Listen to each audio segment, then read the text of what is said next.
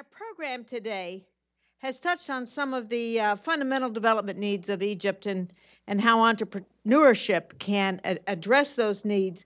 In a word, I think we'd all agree there's a consensus from this morning that it's jobs. Egypt's not alone in facing this challenge. We certainly face it here, and today we just heard we got a pretty, again, flat job creation in the United States. It's not happening as fast as we'd like. It's hard. But one of the aspects of the United States, my culture, our culture, is that we value reform. We value change. We have this notion in our culture that things can always get better. So you're always striving to find ways to make it better, whatever it is that you're doing. This isn't always true. It sure hit me hard when I left the American government and went to work for the UN for a 3-year stint. That was not shared there. There were entrenched cultural, in the UN cultural, managerial, cultural, to not change, to not shake the boat, to not disrupt that status quo. And another thing that we heard this morning is that that is also one of the obstacles to innovation in Egypt. So we're going to talk about that a little bit this afternoon. To try to pull it together, we're going to peer into the future. We've got two incredibly amazing entrepreneurs to speak to us this afternoon during lunch. And I'm very pleased to welcome Rana El Kaliouby and Christopher Schroeder. Rana is the Chief Strategy and Scientific Officer at Affectiva. It's a firm that provides emotional analytical solutions to measuring and improving the impact of online content. Her postdoctoral work at MIT was on perceptual computing, facial expression analytics, and emotion science. I don't even know what that means. I thought emotions and science were contradictory, but I would appreciate maybe she can tell us a little bit more about it. I think it's fascinating. Chris is an active investor, and he's an advisor to several venture capital firms and dozens of social media startups. He's had a career in finance. He's worked at the White House under George Herbert Walker Bush and at the State Department, and we sort of followed probably there at the same time in both events. Rana and Chris know each other, and they know Egypt, and they know innovation. And we're going to have a conversation, a chat for the rest of this session. And I'm going to turn the floor over to them right now, but let me ask a couple of questions. First to you, Rana. We talked a lot this morning about culture and the impact of culture in Egypt that pushes young people into certain very prescribed, prestigious careers, engineering, medicine, teaching was, I guess, down at the bottom. Even day laborers don't want to do day labor work, we learned today. My answer to that is pay them more. Salaries, wages always is a good incentive. But what do you see is happening? What's the environment for innovation as you see it today in Egypt? Turn this on. Okay, better.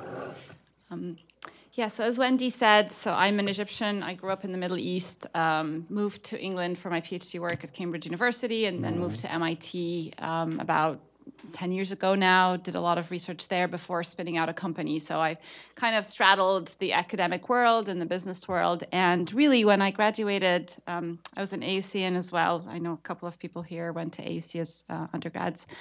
And I know that the culture back then, which is about 15 years ago, aging myself here, there was no real culture around startups. Like, it was not the cool thing to do to join a startup. And I think there's a cultural shift. I think there's a lot more interest. There's a lot more understanding of what it is to work in a startup. There's a lot more passion around starting companies.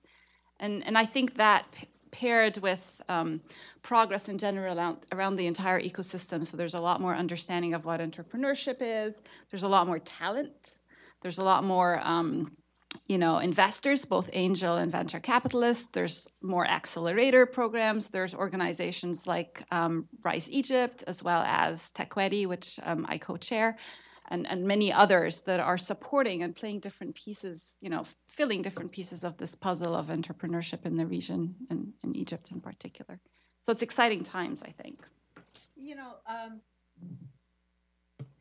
Mona noted that 3 of the 5 young entrepreneurs that have joined us today are women. Mm-hmm. I don't think it's a surprise to anybody who's ever been to Egypt that Egypt has a reputation, and in fact, of being one of the countries in the world where women are most harassed in the street, where women have the most difficulty in public situations. How does this impact women entrepreneurs? Clearly, judging from your career train, it hasn't impacted you at all, but you've largely been in Britain and the United States doing this. I'd like to ask you that question, but then if perhaps some of our young female entrepreneurs could also share their views on it too, it would be interesting. I would actually also like Chris's view, because Chris has spent a lot of time in the region, and I know you've talked a lot about women entrepreneurship, or women entrepreneurs as well. But I'll share my own personal story. So as I said, I grew up in the Middle East, and my parents invested in our education. Like, it was a top priority, and I think that made a world of a difference to me and to my kids, and to, just where I ended up doing and what I ended up doing. So I think education is critical. I think you run into a lot of naysayers. When I finished my undergraduate degree and wanted to go to Cambridge to do my PhD degree, a lot of people around me were like, "What? You just got married. You should stick with your husband. You're not going anywhere." And I was like, and actually my husband was like, "Go to England, like go do this." I don't know. He probably regrets it now, but whatever. So I think you need to be persistent. You need to be passionate. You need to just go do it. So to those people who harass us in the streets, like, just ignore them and just focus on the things where you can make a difference, would be my position. And in the workplace, in Egypt, maybe some of our young entrepreneurs could comment on that. Have you encountered problems from not just male colleagues, but other businessmen that you encounter? Any comments? Microphone. Here's a microphone. Here's a microphone. Yeah. I guess I think no, because basically what happens is that we know that there is a risk of harassment, but basically I would say that yes, the street is, for me, it affects me more than because I don't like to drive.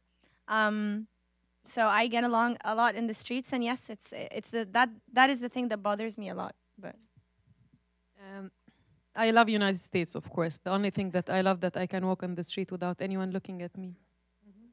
Yeah. That's the most impressive point that I had in any other country other than Egypt. I'll leave the street thing aside, and I'll be very honest. I think that being a female has been a privilege for me, because again, it's also become fancy, and there are a lot of opportunities now for females, because the narrative is that females are underrepresented, and so on and so forth. And again, statistics, I know statistics prove that, but for me, I never really suffered from being a female. I've been generally discouraged, but I know that my male partners have been discouraged as well. So for me, I'm perfectly aware that just being a female has actually helped me. It has contributed to the story being a bit more dramatic, and I'm perfectly aware of that. And to be honest, like, I studied engineering, so I was in a male-dominant environment. I worked in telecommunications industry in a male-dominant environment.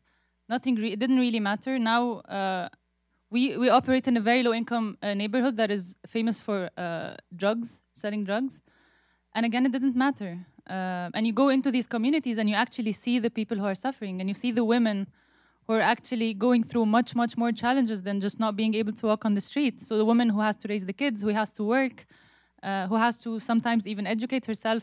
So for me, I think I've had it fairly easy. Yeah. Okay, but by the way, I'm often asked as one of the first women ambassadors in the American Foreign Service the same question, and I have the same answer. It's actually been easier being a woman. So thank you for your perspectives.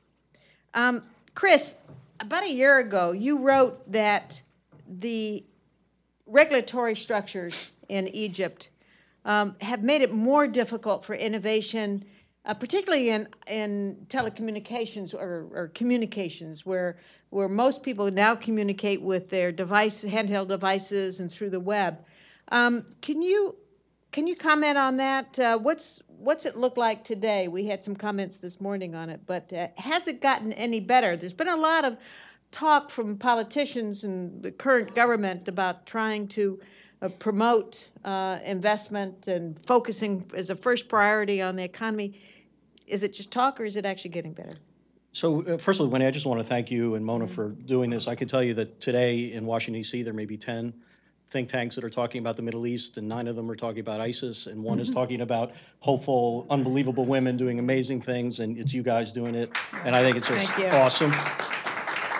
Yeah. Secondly, if I could just digress 2 seconds on the women thing, because this exchange cracks me up no end, because she didn't mention, I wrote a book about startups and entrepreneurship in the Middle East, came out last year, called Startup Rising, which I really urge all of you to order. It's great summer reading, and just everyone here. But I'm actually not saying it for the reason you think. I'm actually giving all the proceeds of the book away to a social enterprise in the Middle East called Rawad, which is just doing amazing things now in Cairo, started in Jordan and in Palestine and Tripoli, Lebanon. It's just an unbelievable gig. So you buy your books and $2 go to this, and I'd be very appreciative of that. But one of the things that I did in the book is I just give a tour of the regulatory environment, but the startups and the fact that technology is changing the game so much in the region. But I have a chapter on women in the region. And what was wonderful for me is when I went to interview women about the very question that Wendy asked, it all played out like this. I had about half the women come to me and say, so you're going to write a chapter on women? And they're like, yeah. And we're like, we're not going to talk to you if you put us in the women chapter. We are not women entrepreneurs. We are entrepreneurs. If you want to talk about our companies, I'll talk about your company. But if you're going to do that gringo thing and stick us into a chapter about women, we're done. And I'm like, okay. Then I talked to another group of women and say, look, let's be realistic. We have challenges here. They are worth talking about. We're happy to talk about you. So if you read my book, you'll see which women got into my grid and I pulled out and the others are there. But I think what is important to underscore in this, and you touched on it, Wendy, what Economist says there are 25% women in startups and technology startups in the Middle East, and I think the number is closer to 10% in Silicon Valley. And I've judged startup competitions where it's 45% that are women. And the one thing that women across the spectrum said to me in the book, which resonated to me, and they said to me, look, the definition of entrepreneurship is your ability to constantly work around problems. And we're pretty good at that. And I think that in fact, captures something that's pretty powerful along the spectrum overall. Look, ecosystems for technology thrive when in those ecosystems you can move people, ideas, and goods. If you can move people, ideas, and goods, you have a flywheel of success where more companies will breed more companies and more success will come and more innovation will come. I mean, it's not a lot more complicated than that. And unfortunately, across most of the Middle East, up until recently, and I'm going to give a caveat, it was, for example, easier to ship a book from Dubai to Lebanon through New York or to buy it directly from New York than it was simply to move it from, say, Dubai to Lebanon or pick whatever 2 countries. The laws and regulations were so complicated for any, I mean, if Jeff Bezos tried to invent Amazon and had to move through 50 states of regulations like what individual states have there, it just would not be tenable. The ability to move becomes very easy, difficult. The ability to start up a company if you don't have ownership of the local people becomes very difficult. This is all headwinds to the potential of innovation and the kinds of activities that these women and other people are doing overall. But to my earlier observation, this phenomenon of people building companies is very bottom up. Folks are working around and not waiting for governance, they're just building. 2, as a cautionary note, it's the most mobile generation in the history of the world, not just in the Middle East. And so it comes as no but interesting surprise that more and more young people from around the region are gravitating to Dubai, because Dubai and the UAE generally has done some amazing things in rule of law to help people move and ideas move and products move overall. And 3rd, therefore, it is an enormous opportunity for places like Egypt if they begin to take seriously how the rule of law can literally put gasoline into these opportunities so that they can build effects to build these companies and create jobs. The jury is frankly still out, in my view, in pretty much every other country. The King of Jordan has been very impressive in supporting ICT for the last 10 years, certainly in education and other ways, but that's a relatively small market of very talented engineers. I think the UAE is one of the most exciting places to watch and are taking this as seriously as you could. And I hope that Egypt is paying attention, because I am a little bit under the philosophy that as goes Egypt, can go the region. Yeah. And so I hope that they take this as the opportunity that it offers. You want to comment on that? No, I think this was great. Yeah. I think we could all agree that the 5 young people that we've had here this morning talking to us are change agents.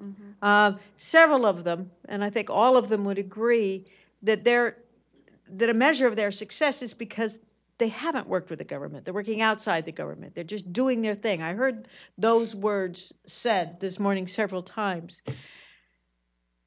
But the obstacles that everyone pointed out, particularly on the first panel, were government obstacles. Were regulations, were this huge public bloated bureaucracy where you have 53 steps for a license to go through, each one touched by an official, and each time it's touched, there might be a little stuff that gets left behind. We were talking about the corruption and that sort of thing. Yet, the public sector is one of the major employers in Egypt today. And what I'm getting at is we have the change agents. Where's the change manager? Because anybody, and now it's President Sisi, who's in charge of a government, is going to come running smack up against these entrenched interests. And we all know who they are and where they are, but one of them is the public sector bureaucracies. What are the tricks to try to get a culture of change management, to try to encourage tackling some of the obstacles that were brought out this morning, but quite frankly, are pretty evident to a lot of people in Egypt, including the government? Go ahead. So It's a tough one. I start where you pointed out, and I touched on before, but was said brilliantly before. I mean, you think about even some of the great successful, really not just game-changing as companies, but they're changing the way we think of each other and how we engage with each other and how we share in America. I mean, you look at Uber and you look at Airbnb. These folks just came. Now, their number one challenge now is a regulatory environment, even here in America, and they're spending lots of time and money to go up against the forces that they have both in bureaucracy and people who are lobbying against them. But the fact is, like the young women spoke earlier before, they just did. They didn't sort of sit around wringing their hands asking for permission. They built under the thesis that success can breed success. And at some point, the regulators should come along. Having said that, the fact of the matter is that it's very cumbersome in a lot of places. Egypt, as many people know, it's actually a criminal act to go bankrupt. There's not a bankruptcy law there. I've never met an entrepreneur who's ever said to me, I'm thinking about the bankruptcy law. So at one level, it's irrelevant to the starting of a great new idea. But of course, it can have huge ramifications on the ability to fail and move quickly, which is essential as people try to build things overall. But I really think the essence of this is leadership, because this is the most autodidact, bottom-up phenomenon in the history of the world. What's happening, what these women are talking about, and what's happening around the Middle East and around all emerging growth markets and around the world is the most autodidact and bottom-up phenomenon. And I think much will move despite the top-down institutions, but they're not going away. And I think that the top-down institutions can have huge ramifications in helping these young people, and it will take leaders like Sisi and his people to say, this matters to me. And the way, candidly, forgive me for coming back to it, but the UAE has come out and said, we are going to be building the 2020, 2030 innovation for the region here. I think other people will have to join that in their own version of it.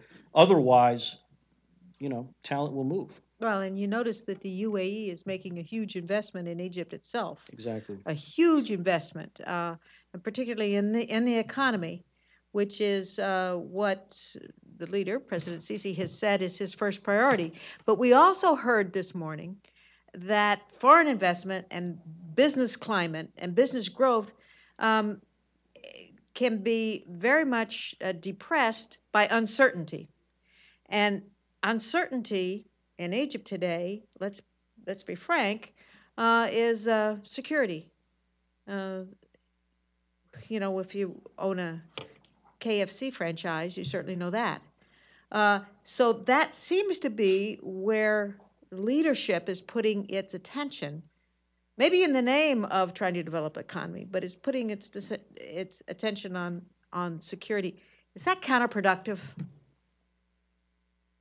So again, I think my view would be you got to focus. It's very easy to get distracted with all the things that are happening around us. So for example, Affectiva, which is my spin out of MIT, has a small office in Cairo, and it's an amazing, super committed, super talented team.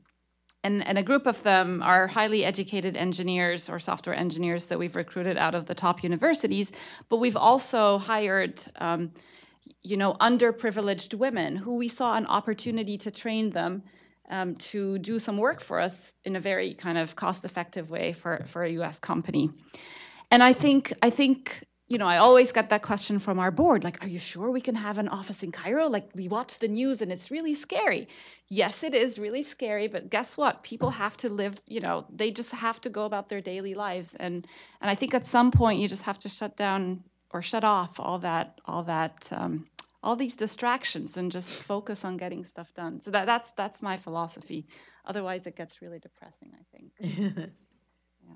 Chris, you want to comment on that? Just look, emerging growth markets and revolutionary change, which is happening in not just, we tend to think revolutions happen in a week and then that's a revolution. And in fact, we're in a revolutionary period. This is not for the faint of heart. Mm-hmm. There's some people who realize that most of the economic growth is going to come from emerging growth markets and that there'll be risks embedded that they have to assess and they will decide to invest and other people will not. And this is going to take time. The gringos forget that the time between the signing of the Declaration of Independence and the signing of the United States Constitution was 12 years.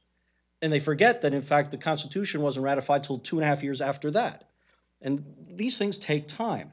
And I think what you're seeing, though, is that the power of the things that you saw of what the women are unleashing before, the power of what Rana was talking about right now, has lots and lots of people saying, you want to know something? There are going to be things to navigate, but things are there forever.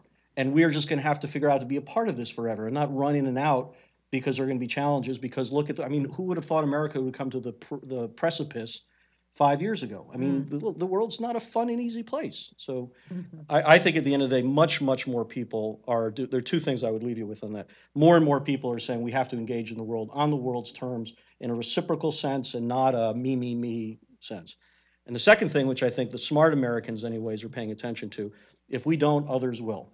I can tell you, I just came back from Egypt and I just came back from Iran. And I saw Chinese everywhere. I saw Indians everywhere. I saw Germans everywhere. I saw Scandinavians everywhere. This is the world, and there'll be risk associated with it, but they're navigatable. Yeah, well, I like that answer. I'm going to ask one more question, and then I'm going to turn it over to the audience. We talked this morning about what corporations can do. We talked about CRS, corporate responsibility. Which firms in Egypt are doing the best jobs? So I'll talk about one particular example. So I co-chair Tecate, which is Arabic for Silicon Valley, and essentially it's an organization, non-for-profit organization that is based in the US, and its mission is to create bridges between Silicon Valley and tech entrepreneurs and professionals in the Arab region. So it's a network of these amazing Arab professionals around the world with a heavy base in Silicon Valley, and it's got an accelerator program. But one of the things we've done is we've partnered with Google. So Google has a Google for Entrepreneurs program, and they are really, really, really interested in seeing us help the region and create, new initiatives, support new startups. So I would say, Google's been an amazing partner for us. And then there's a number of other organizations there as well. And I think there's more understanding from these tech companies like Google, like Microsoft, that innovation is critical for the region. How about local companies? Any good Egyptian companies embracing CSR? Early. I wouldn't know, but maybe you ladies know. Who are some of the best supporters who are Egyptian corporations that have been helpful to you? Citibank, yeah. Saudi.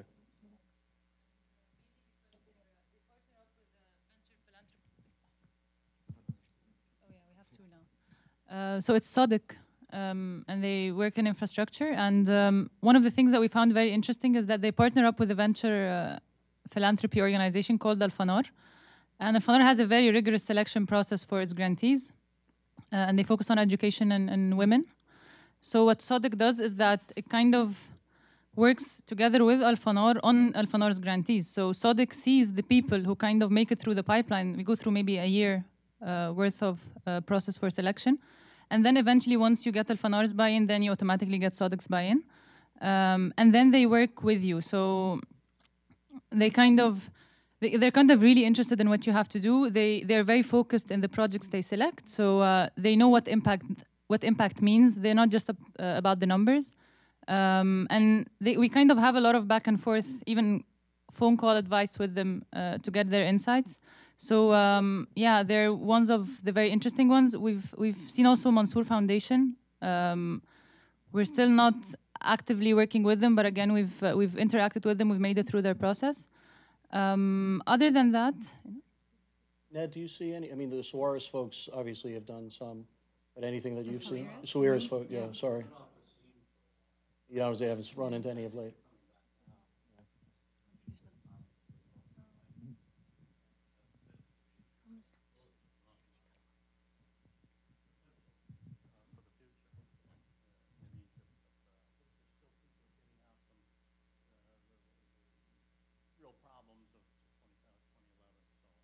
Maybe there may be a staging to that. I think that's a very important point. And I think... But she's got one more, I'm sorry. Yeah, go ahead. Actually, Vodafone has been very supportive of our work. They have a foundation, it's called Vodafone Foundation, and basically they also try to be involved in basically they try to monitor and evaluate our projects. So they're going to be funding Imtaliq this year. And also L'Oreal has been very supportive, as well as P&G. Like these, I would say, the most three. So God bless these global brands. I mean, the one that I will mention who's been unbelievable and actually now has a presence in Cairo is Aramex. Yeah, so I was about to say Aramex. Yeah, I mean, they're unbelievable. I mean, Fadi Gandour, some of you are friends with, is sort of in a league of his own, and he started CSR before anyone used that term. And in fact, the Ruwa that I described, which is a community center in one of the poor refugee hills in Amman that is in Cairo now as well, is a Fadi and Aramex and other companies there have taken that approach overall. And again, I think success will breed success. I'm sorry to cut you off. Yeah, one more thought. I think there's a difference between supporting philanthropy and supporting social entrepreneurship. And I think, especially in our region, that distinction is not very clear. I think it's becoming clearer, but I don't think we have that culture of supporting social entrepreneurs potentially for the social good they're doing, but also for a potential return on investment. Microsoft is also very active, I think. Coca-Cola. Yeah. Okay, let's open it up to questions. We're way over schedule, but I think we can have at least 10 minutes of questions, if there are any. Yeah, with the gray suit there. Hi, Matthew Kuhl with Higher Education for Development. I was wondering, CC recently announced in Germany his creation or intent to create 2 new ministries, one the Ministry of Entrepreneurship. I was wondering if anybody knows anything about it, but also what do you think should be the role of it, or is this an attempt to centralize control over entrepreneurship? Just your takes on that.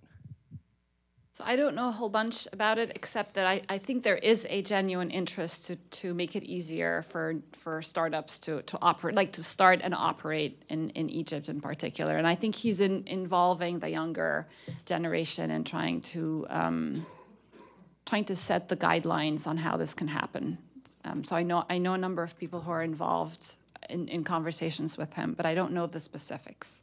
Yeah, I agree with that. Look, you don't centralize entrepreneurship. Entrepreneurship is by definition highly diffuse, Darwinistic. But what you can do is what we touched on before, which is take every impediment out of the way of success. Get definition right. By the way, people will say entrepreneurship, tech startups, and SMEs all in the same sentence. These are very different things that have very different needs in how you think about them. But for these governments to say, one, this is a priority, and that statement that you made is that in and of itself, put very serious women or men involved with it, and then to say, here are the 3, 4, 5, 7, whatever it is, things we're going to do to allow the ecosystem to flourish and not to pretend to control it, I think will be the best barometer you'll have of this is serious or not. If it's a bunch of startup competitions and very top-down, I would probably come at it with some suspicion. Yeah, my own view is not knowing anything about it, to give a snarky answer, is that fewer ministries and fewer bloated public sector jobs would probably do more to encourage entrepreneurships than adding to what is already there. But I don't know. We'll see. Right here. Hi, my name is Willis Goldbeck. I was struck by the comments that you made about the UAE and looking to 2030. Because it seems to me that so much of what has been discussed so eloquently today is facing the conflict between fix it now and actually come up with a process that might make a long-term difference. And everything tends to, particularly at the governmental level, to be in the fix it now model, which begins by the very definition of the problem is way beyond fixing it now. You're not going to fix employment via education in the short term. That's a year of graduates, most of whom are already either so far in the system or so far out of it. Statistically, it becomes completely irrelevant to Egypt, let alone the region as a whole, and its huge interconnected unemployment issues. On the other hand, the implementation of the real foresight kinds of processes to get people to look toward 2030 and 2040 and understand that that's where the investment starts to pay off, and therefore that's where the thinking needs to be focused, changes the game considerably. It also opens the dialogue.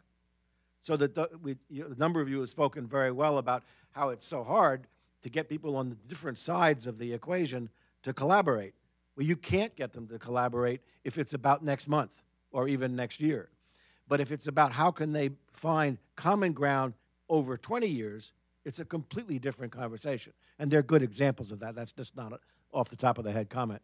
So I'm hoping that maybe there can be some encouragement of taking, at least including some element of the longer term view in the processes and in the investments you're so well encouraging. Thank you. Yeah, I agree with having a long-term view, especially around some of the social entrepreneurship projects that we've heard from today. I do think, I mean, again, I feel like I'm saying the same message over and over. I do think you just have to do it. You have to bite the bullet and just do it. Even if it's not optimal, yes, ideally there's a framework like the UAE has that supports innovation and in all sorts of ways, but you don't have it, so you're just gonna just have to get on with it. One example of public-private partnership, and we haven't, no one mentioned it today, was the public investment in bonds to build the second canal or the canal extension. That was extraordinary, the amount of money that was raised in just, 3 days, 4 days to do this. Certainly it was nationalism and patriotism that had a good deal to do with it, but is this a good model or not? It's a model.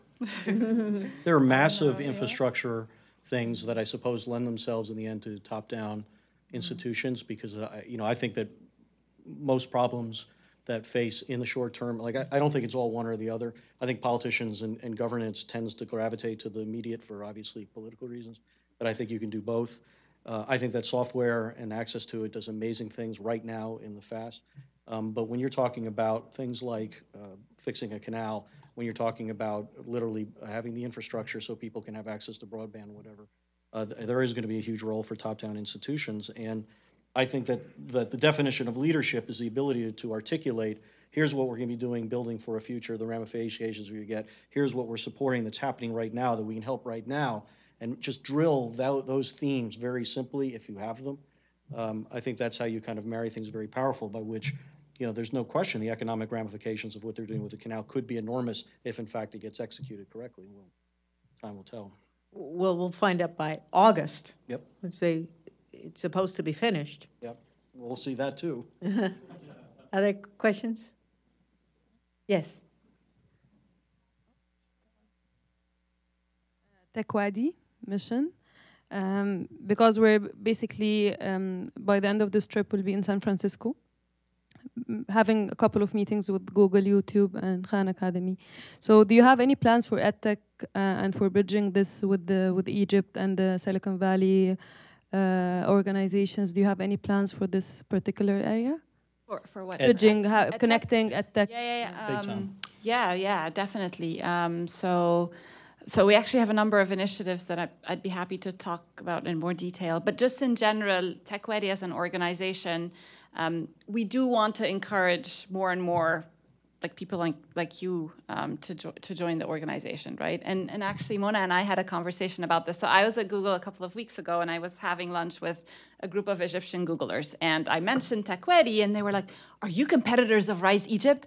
I'm like, "No, we're not competitors. In fact, I'm speaking at this event that Mona's putting together." And I think it's really important that we talk about how these different organizations are synergistic and how we can all support each other. So I'll give a specific example. So you're going to be in the Valley. Tecate is super connected in the Valley. Reach out to us, and we'll put you in touch with people, right? This is networking. Exactly. That's exact. And we're always in conversations on how we can complement each other. So Tecate doesn't specifically focus on social entrepreneurship. We do a lot more tech acceleration, but hey, we've got the connections. We're happy to make those. So I think the message here is that we need a lot more organizations like RISE Egypt, Tecate, Head of the Curve, and we all work collaboratively. That's important.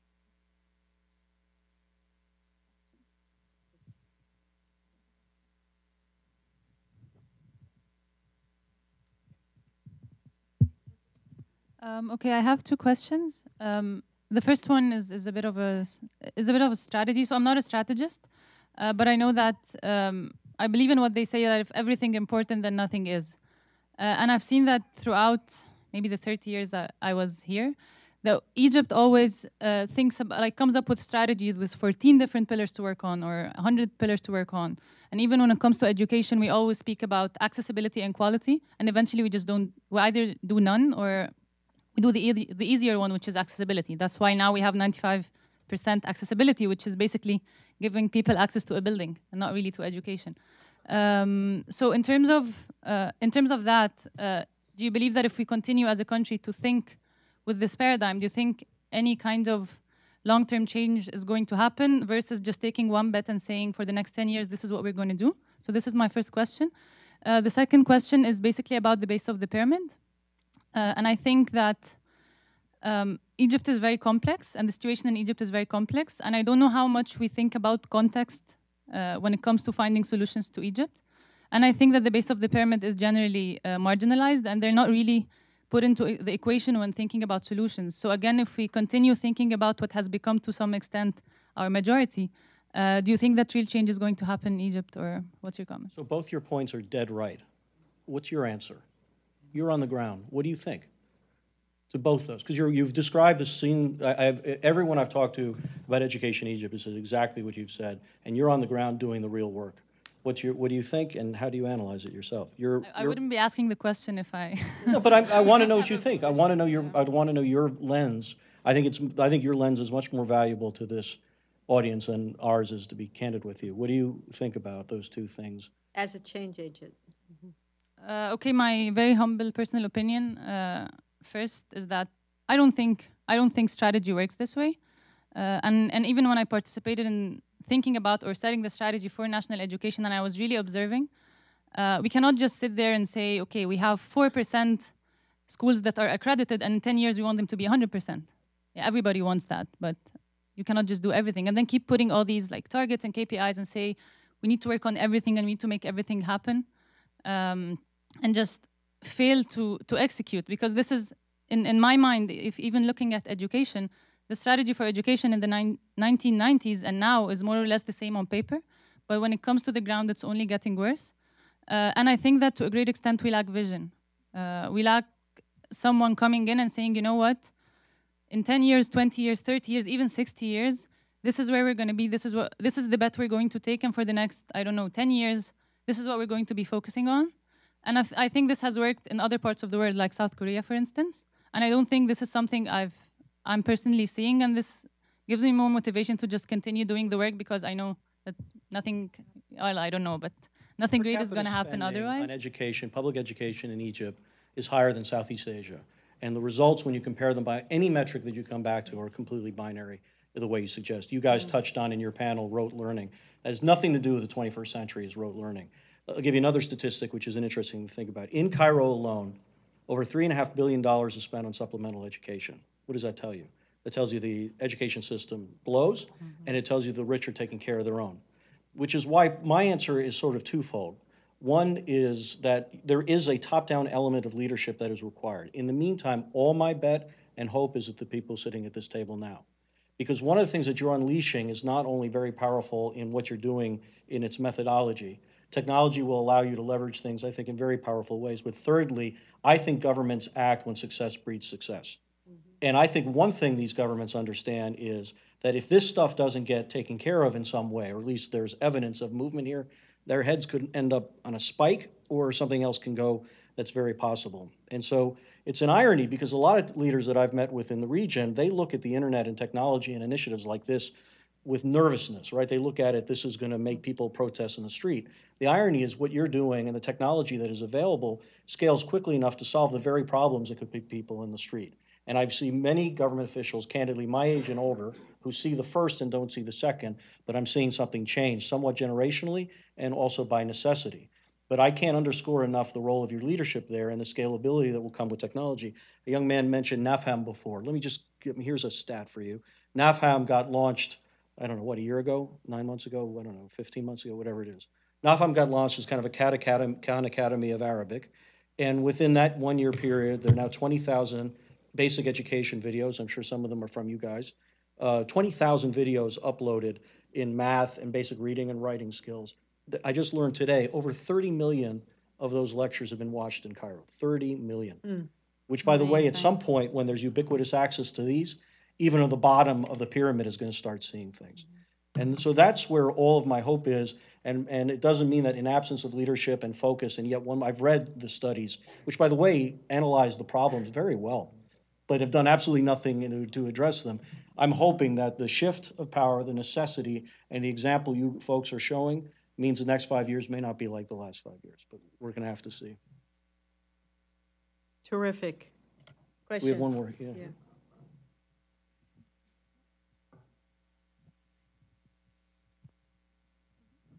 Question for the both of you. Would love your insight. I wanted to ask about the evolution of American or Western VC or PE capital going into the region. So we've seen a lot of really successful exits on the backs of a barrage or local regional players, but could there ever be a day where the large bulge bracket, PE and VC firms are making investments into the region like they've done in Southeast Asia and in China? Could we see a Thiel funded or an Andreessen funded HEDM or one of these startups at a large scale? Definitely have the broader answer. So when we were raising money for our company, we were mostly based in the US, but with this little office in Cairo. And we approached both VCs in the region and in the US. And we actually got better terms from the VCs in the US. And I feel we've raised so far $20 million from top tier investors, including Kleiner Perkins and Horizon Ventures and WPP. So I feel definitely very fortunate.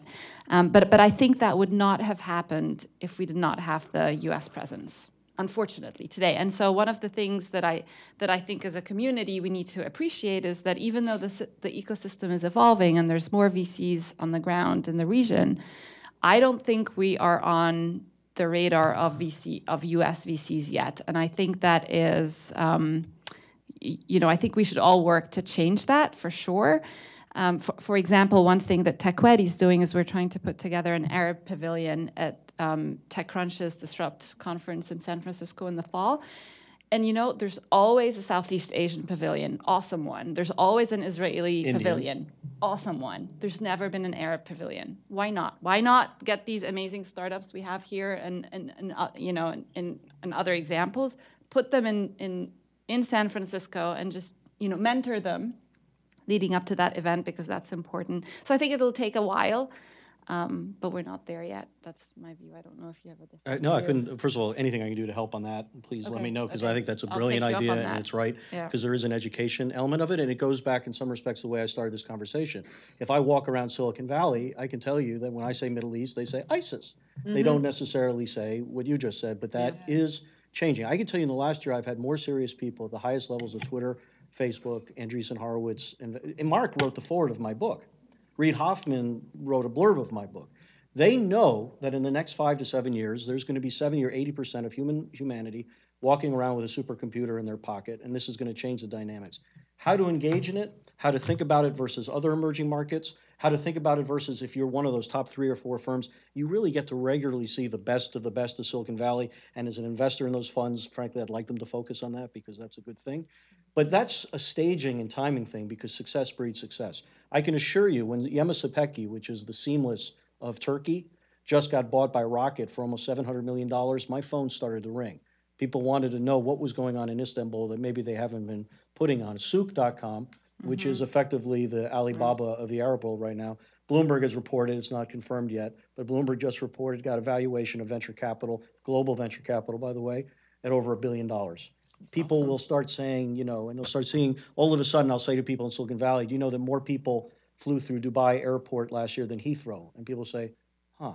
And by the way, you know, there's this company called Alibaba, which 7 or 8 years ago, no one would have taken serious whatsoever, and is now not only the largest IPO in the history of woman and mankind, but was fundamentally built without the West at all. Which then goes to 2 other observations I'd share with you. It is wonderful, and I think it would be wonderful for Western VC and investors to become engaged in the region. But it's not like there's not enough money in the region to help this thing out.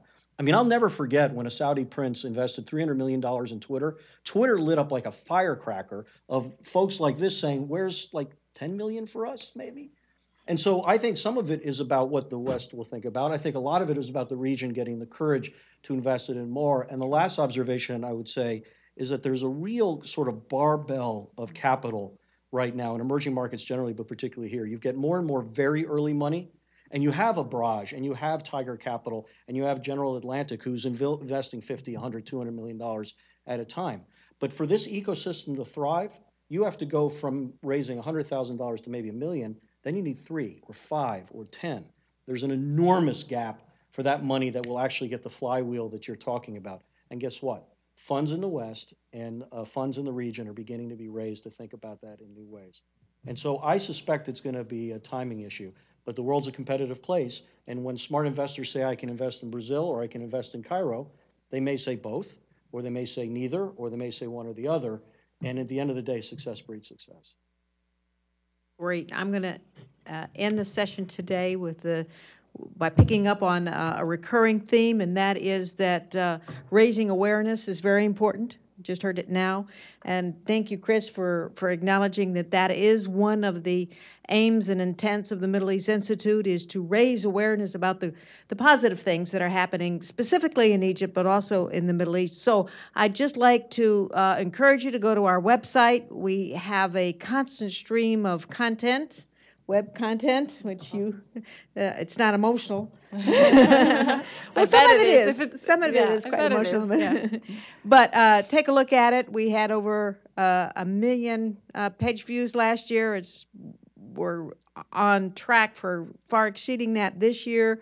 Our tweet followers for Tiny Little Institute, we have over 40,000 tweet followers, more than most of the other think tanks who deal with the Middle East in Washington today, and we've been tweeting this like crazy. All part of the awareness with a positive message, and that's why we're so pleased to be partnering with RISE and to see how attentive all of you are. Please come to our events in the future. We've got a whole bunch of them coming up. Next week, we've got a conference at the National Press Club on June 12 on countering violent extremism. On June 13, 15, and 16, we're having a book sale in our garden from our library. When we have a duplicate, we sell it to the public. On the 16th, we're having a discussion on increasing women's economic and political participation in the Middle East. And on the 25th, we have a conference you're all invited to, a full-day conference at the Mayflower on access to health in conflict zones, Syria, Yemen, Libya. Actually, the lack of access to health would be more. We like to always positive message, but we also like to raise awareness on the backstories that people ignore, that cannot be ignored in this capital, and that is the humanitarian crisis in the Middle East. So thank you all. Thank our speakers. You guys are terrific.